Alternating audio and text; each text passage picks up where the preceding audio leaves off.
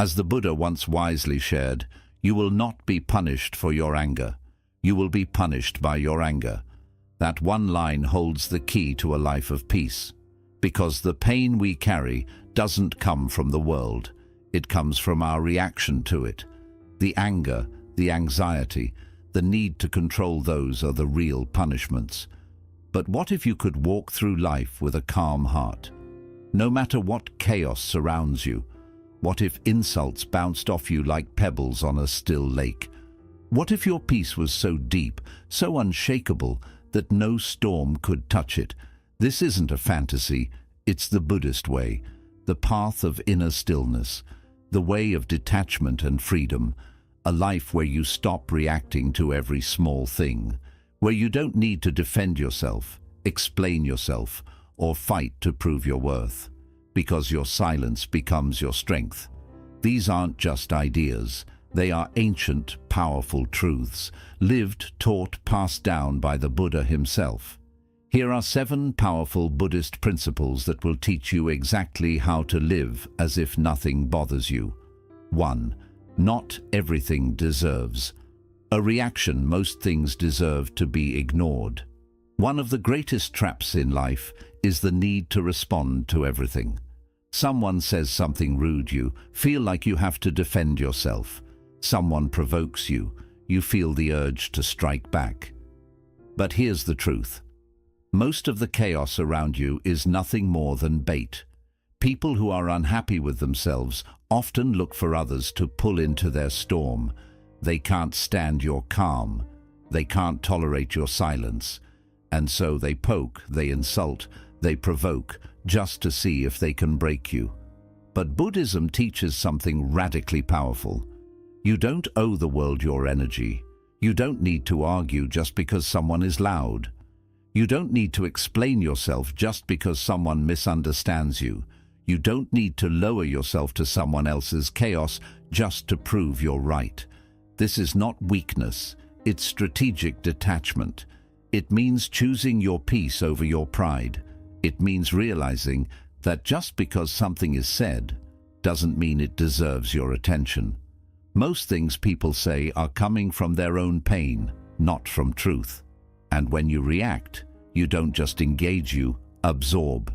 You take on their anger, you carry their poison, and in doing so, you lose the very peace you worked hard to build. So what's the solution? Learn to pause, to breathe, to observe without reacting, to smile without needing to explain. The most powerful move you can make in a world that constantly tries to get under your skin is not to play the game. Ignore what doesn't serve your growth. Walk away from noise. Let your silence speak louder than any argument ever could. Not because you're weak, not because you're scared, but because you've mastered the art of not letting small minds disturb your deep peace. Some things don't need answers. They need to be outgrown. And often the most enlightened response is none at all. Let me know when you're ready for Principle 2 to be expanded the same way. 2. You suffer more because you expect too much from a broken world. Have you ever felt disappointed because someone didn't treat you the way you would treat them? Or because life didn't unfold the way you thought it should?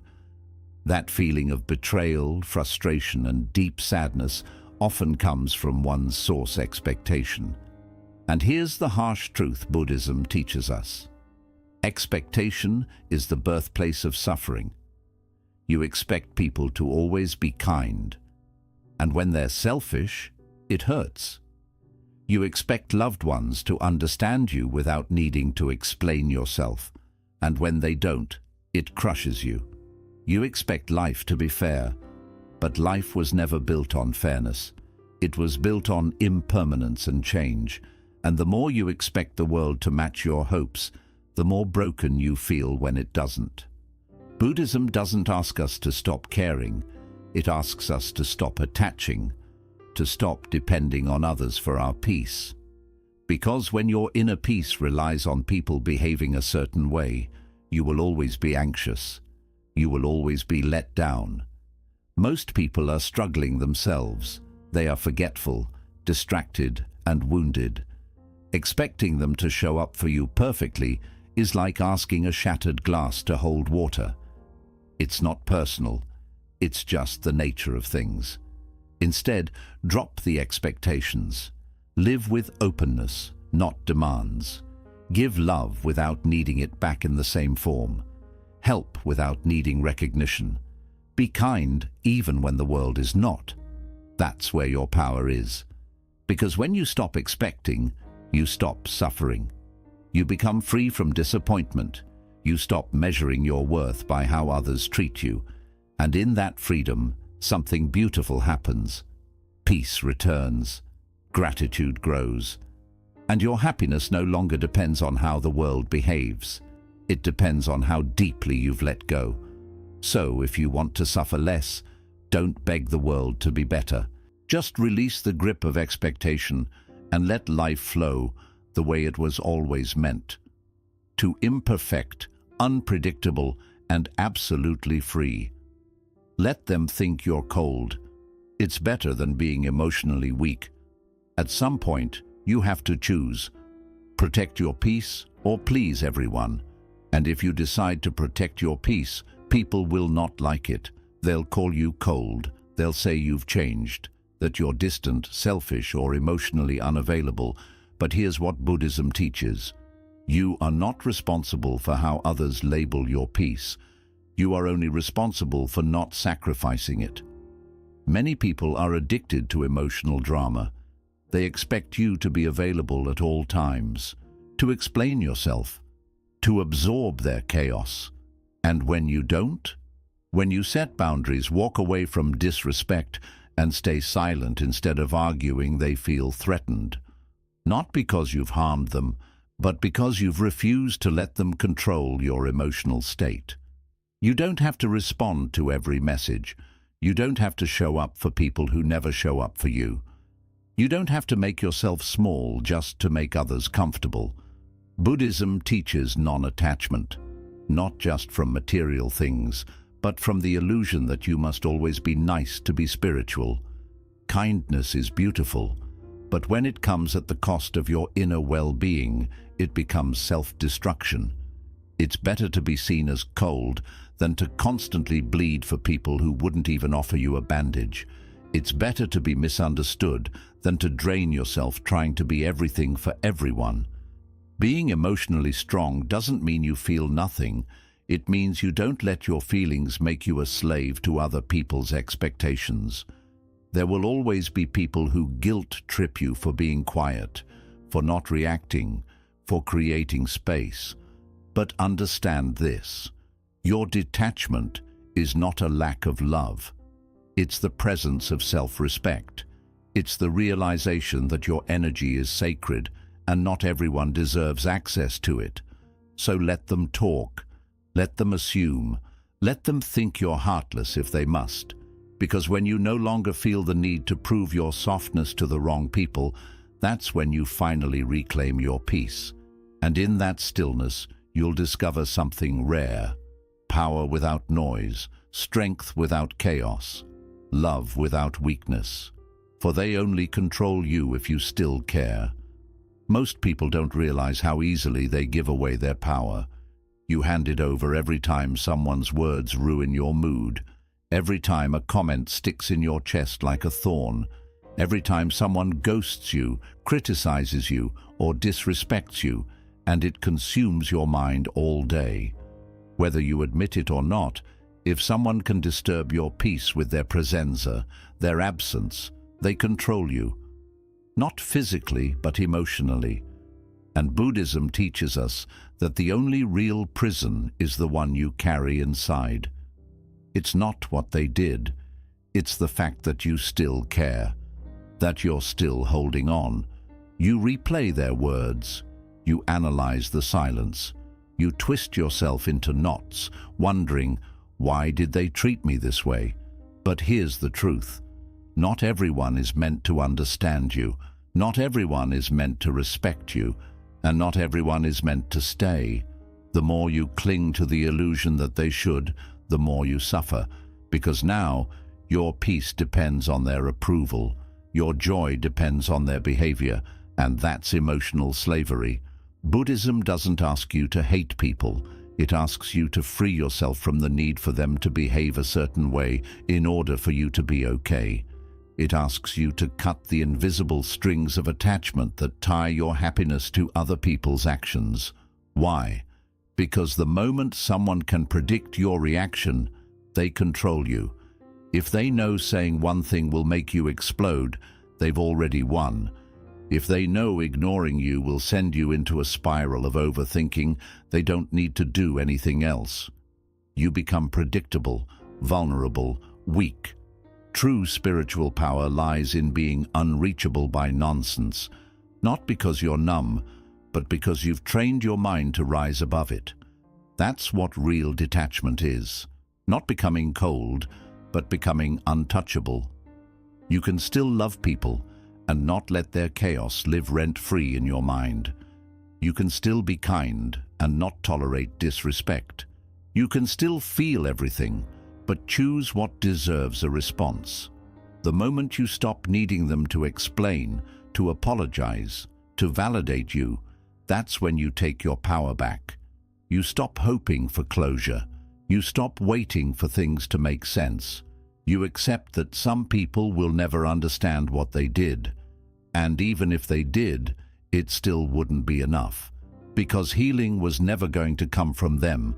It was always going to come from you. So ask yourself honestly, who still controls your emotions without even being in the room? Who do you think about when you should be at peace? That's where your work is. That's where your energy is leaking. And that's what you must reclaim.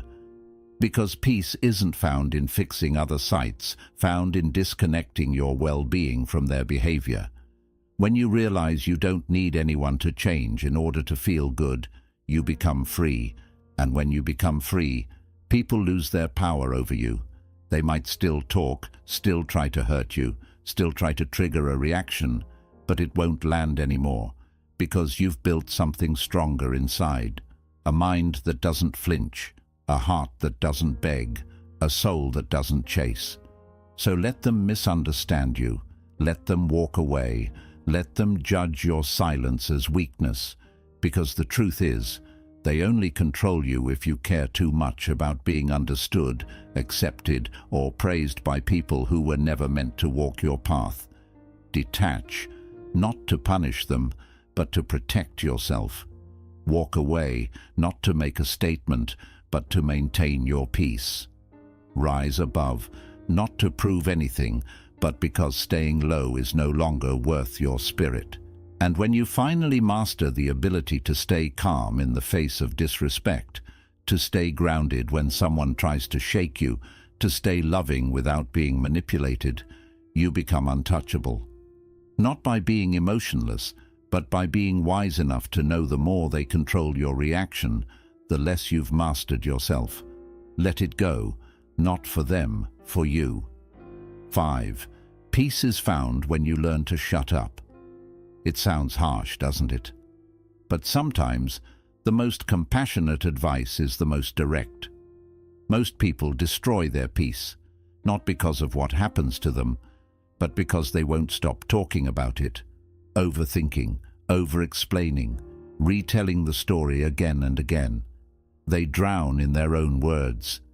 Buddhism teaches us that silence is not just the absence of noise. It is a spiritual discipline, a weapon, a sanctuary.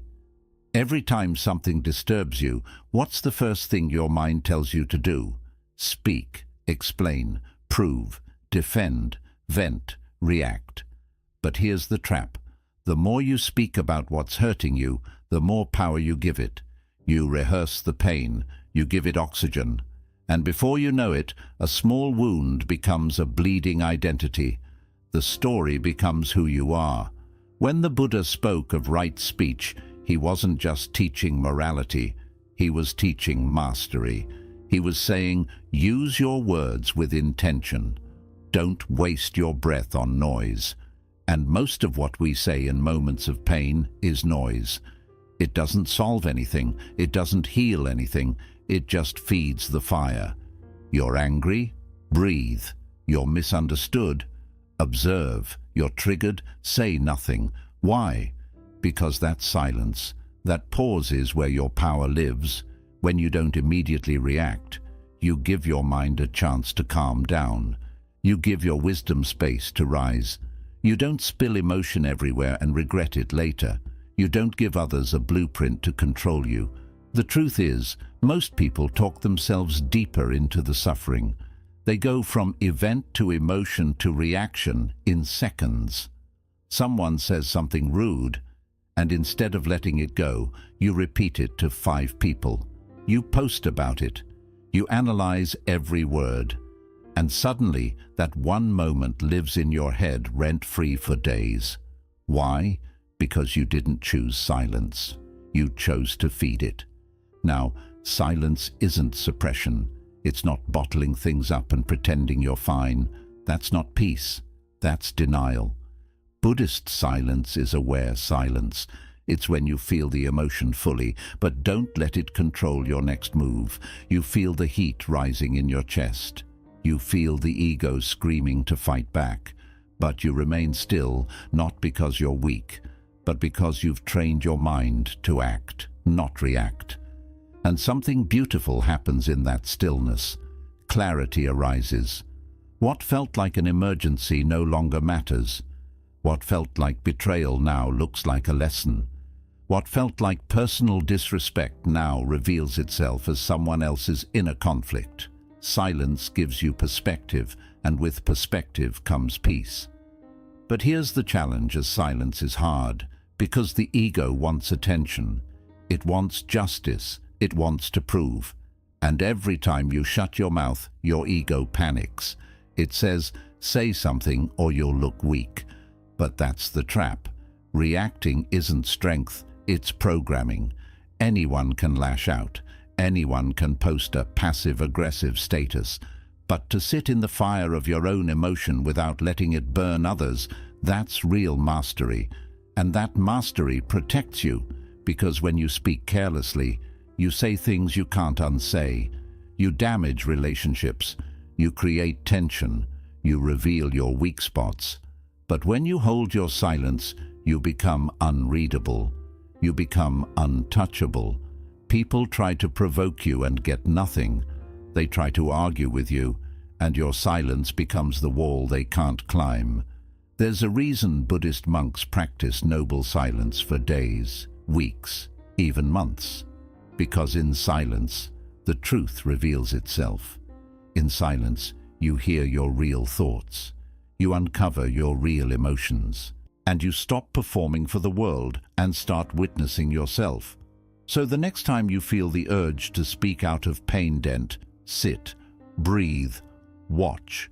Ask yourself, is what I'm about to say coming from my ego or my awareness? If it's ego, stay quiet. If it's awareness, it will speak through you with kindness, strength, and clarity.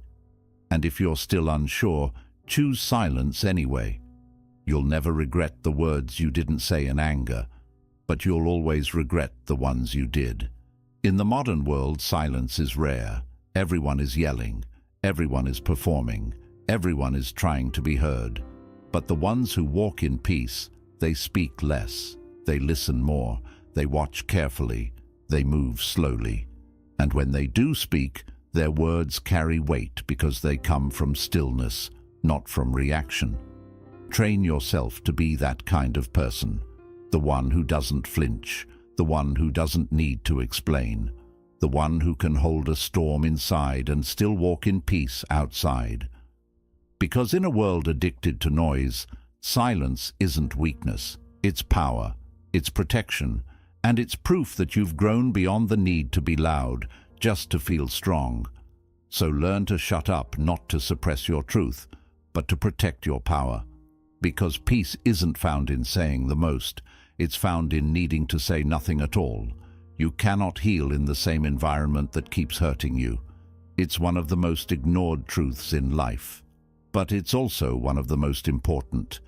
You cannot heal in the same place that keeps breaking you, yet many people try. They stay in toxic relationships, hoping love will fix it. They remain in negative circles, hoping their kindness will change others. They hold on to dead environments because they're too afraid to walk away from the familiar. But Buddhism teaches something clear, powerful, and undeniable. If the environment poisons your peace, it must be left behind. The lotus flower, one of the most powerful symbols in Buddhism, grows in the mud. But here's what most people don't understand it. It grows above the mud. It doesn't stay submerged. It doesn't stay trapped. It rises, because even something pure must separate from what is unclean to fully bloom. The same applies to your mind, your energy, your healing. Some people think detachment means enduring endless pain silently. But that's not strength, that's suffering. That's a misunderstanding of spiritual endurance. Buddhism does not teach us to become doormats. It teaches us to recognize when something no longer serves our growth, and to let it go without hate, without anger, without drama, but with complete clarity. If someone constantly disrespects you, makes you doubt yourself, or drains your energy every time they're near you, don't owe them endless patience. You don't owe them your destruction. You owe yourself freedom. And sometimes that freedom looks like distance. Sometimes the highest form of healing is found in walking away. Staying in the same place and expecting healing is like trying to recover from smoke inhalation while sitting in a burning house. No matter how calm your breathing becomes, no matter how much you meditate, journal, or pray, the fire will still eat at you if you don't remove yourself from the source. Yes, change is uncomfortable. Walking away hurts. Letting go of familiar pain feels like tearing a part of yourself out. But ask yourself this: is this pain making me stronger, or is it just keeping me stuck? Because there is a kind of suffering that teaches you, and there is a kind that traps you. You must learn the difference. People often fear solitude, thinking it's loneliness. But Buddhism teaches us that solitude is sacred. When you step away from toxic environments, be it a person, a home, a job, or even a mental pattern, you begin to hear yourself again. Your breath returns to normal. Your shoulders relax. Your thoughts become lighter. That's not loneliness. That's healing finally taking its first breath. There's a certain peace that you'll never find until you remove yourself from the wrong energy. And here's something powerful. You don't need their permission to leave. You don't need them to understand why you've gone silent. You don't need them to see your worth before you decide to protect it. You are allowed to walk away from anything that constantly wounds your spirit. In Buddhism, there is a concept called upaya, or skillful means. It means that wisdom is not just knowing the truth, it's knowing how to apply it. And sometimes the most skillful act of compassion is toward yourself. To realize, I've tried, I've been patient, I've given love, and now I must give that same love to myself by stepping away. You don't need to make a loud exit. You don't need to prove how much you've been hurt. Quietly close the door and let peace follow you out. Not because you're bitter, but because your soul is no longer available for environments that mistake your kindness for weakness. Healing needs space. It needs silence. It needs separation from what created the wound in the first place.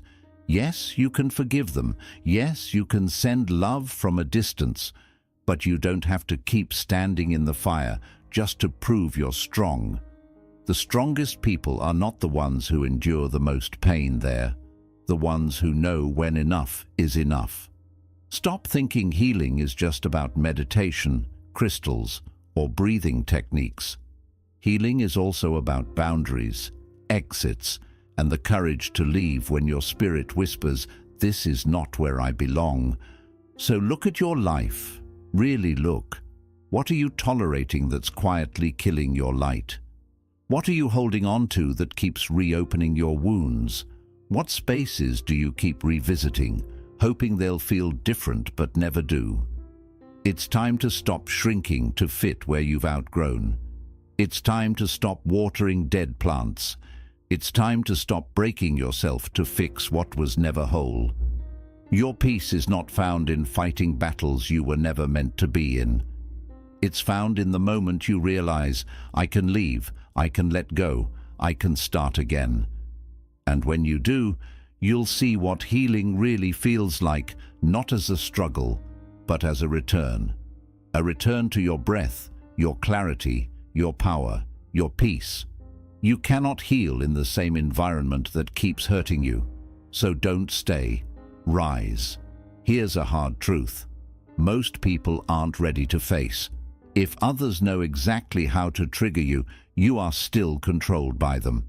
If someone can raise their voice, roll their eyes, give you the silent treatment, or say one sharp word and instantly ruin your mood, hijack your peace, or make you beg for clarity, then you are not strong. You are not free. You are just reacting. And that means you are still trapped inside a prison built by your emotions. Buddhism teaches us that true strength does not come from how loudly you defend yourself. It comes from how deeply anchored you are in your center, so anchored that the storms of others can no longer reach your core. When you live in constant reaction mode, you're not really alive. You're just on autopilot. You become a puppet with strings attached to every insult, every compliment, every shift in someone else's behavior. And every time they pull one of those strings, you dance. That's not peace. That's not power. That's slavery. It doesn't matter how successful, spiritual, or disciplined you appear to be. If you are predictable in your reactions, you are weak in your control. Because people who seek to manipulate you are always studying you. They learn your patterns. They know exactly which buttons to push. And the moment they sense that saying something will make you snap, or that acting distant will make you chase, they do it. They don't see you as strong anymore. They see you as someone easy to control. That's why Buddhism puts a lot of focus on mindfulness, because mindfulness isn't just about staying calm. It's about staying aware of yourself in every moment, especially when emotions rise. Can you feel anger without losing control? Can you notice sadness without becoming it? Can you see your ego reacting and still choose silence instead of revenge? That's the real work. That's the real path. When you reach a place where no one can figure you out, where they don't know what can shake you, silence you, or break you, that's when you become powerful. Not because you're hard to read, but because you've stopped needing to react just to feel noticed or protected. You no longer give away your peace like it's candy to anyone who brings an opinion. That doesn't mean you feel nothing. It's actually the opposite. You feel everything, but you no longer serve every emotion like it rules you. You've trained your mind to observe first, respond later, and many times not respond at all. It's a quiet kind of strength that scares people because they can't drag you into fights anymore. They can't control you with silent, passive-aggressive tactics anymore. They can't make you feel guilty enough to explain every move you make. You become unreadable, calm, steady, and that frustrates those who used to feed on your reactions. And this is where your peace begins to shine, because now, instead of reacting to everything around you, you start creating from within. You choose your energy, you choose your mood, you choose how to spend your time. You become the creator, not the puppet. There's a story in Buddhist teachings about a monk who was insulted by a soldier. The soldier cursed him, spat at him, and shouted every cruel word he could think of. But the monk stayed calm, steady, and silent. After some time, the soldier shouted, "How can you just stand there without saying anything? Don't you care about what I'm saying?" The monk calmly replied, "If someone gives you a gift and you don't accept it, who does it belong to?" The soldier answered, "To the one who offered it." The monk smiled. "Exactly. I do not accept your gift. That is real power. That is real mastery. Not the power to control others, but the strength to not be controlled by them. Look at your life. Who still has control over your emotions? Whose words still burn you inside? Whose silence still makes you question your value? This isn't about them. It's about you. It's about your unhealed wounds. And until you do the inner work, people will always be able to reach in and press your pain like a button. So train yourself, not to turn cold, but to stay calm beyond what anyone can predict. Learn to pause before reacting, to respond with awareness, not with impulse. Practice watching your emotions like clouds drifting across the sky. Feel them, notice them, but don't become them. Because the moment no one can guess your next move, you become truly free. You become powerful in the best way. Not because you're harsh, but because you're steady. You don't flinch when someone provokes you. You don't fall apart when someone ignores you. You don't chase, you don't beg, and you don't explain yourself too much. You simply breathe, stay grounded, and let them wonder what you're thinking, how you stay so calm, why you didn't react. And in that silence, you win. In that self-control, you grow. In that stillness, you return to your center. You're still vulnerable if people can guess your reactions, so become unreadable, unreachable, untouchable, not for revenge, but for peace. Not to impress anyone, but to protect your mind. Because when you stop moving at someone else's command, you finally move in rhythm with your own soul. You came here searching for strength, for a way to rise above the noise, the hurt, the chaos that seems to follow you everywhere. And now you've seen the truth. It was never about controlling the world. It was always about mastering yourself. Because no matter how calm the ocean seems, storms will still come.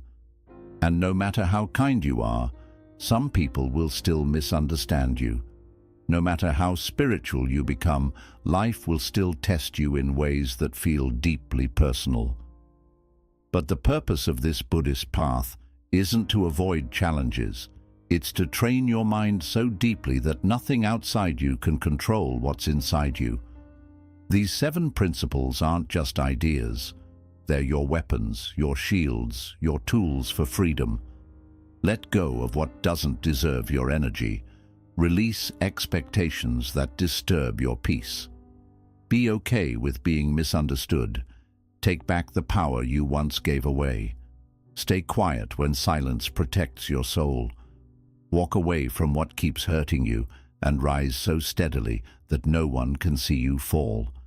Because the person who seems untouched by everything isn't without feelings. They are free. Free from the need to please, free from reacting to everything, free from playing the world's games. And in that kind of freedom you'll find something priceless. Peace that depends on nothing and no one.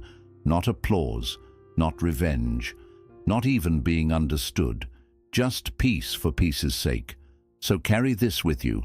The one who reacts loses, but the one who observes, breathes, lets go, and keeps walking wins in silence. Be that person, and no matter what the world throws at you, you will remain untouched. You.